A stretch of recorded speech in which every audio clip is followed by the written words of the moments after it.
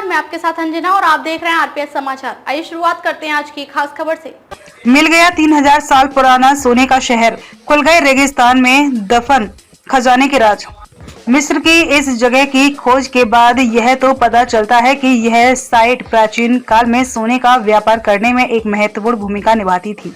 पुरातत्वविद दुनिया भर में हजारों साल पुरानी चीजों को खोज निकालते हैं, लेकिन इस बार मिस्र में पुरातत्वविदों की एक टीम ने कमाल ही कर दिया।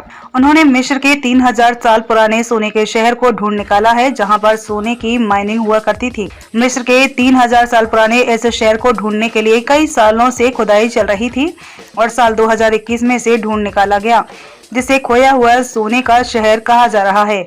यह शहर लाल सागर में मार्सा आलम के दक्षिण पश्चिम में मौजूद है। जबल सुकरी की साइट 1000 ईसा पूर्व में एक इंडस्ट्रियल पावर हाउस थी। पुरातत्वविदों की नई रिसर्च में यह पुष्टि हुई है कि इस जगह ने सोने के खनन में महत्वपूर्ण भूमिका निभाई है। यहाँ पर क्वार्टर्स वेंस से सोना निकालने के लिए डिजाइन किए गए स्ट्रक्चर मिले हैं।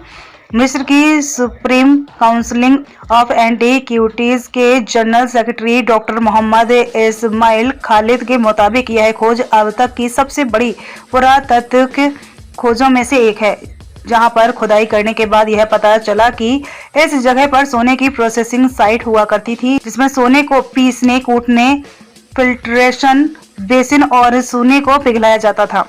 यहाँ पर मिट्टी की भट्टियां भी मिली हैं। मिस्र की इस साइट पर टोलमी कल के सिक्के भी पाए गए हैं। इन सिक्कों के मिलने के बाद यह अनुमान लगाया गया कि यह भट्टी लंबे समय तक एक्टिव रही थी।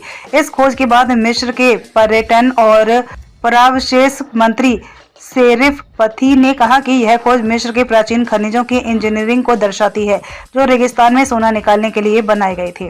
डॉक्टर मोहम्मद खालिद ने यह भी कहा कि साइट पर मिली सोने को पीसने और पिघलाने की तकनीक यह बताती है कि मिस्र के लोगों के पास उस समय भी क्वार्टर्स से सोने को अलग करने की तकनीक थी। सोने को पिघलाने के लिए इस्तेमाल की जाने वाली भट्टी यह बताती है कि यह जगह केवल सोने के खनन के लिए ही नहीं, बल्कि एक पूरी एक्टिव प्रोसेसिंग साइट भी थी।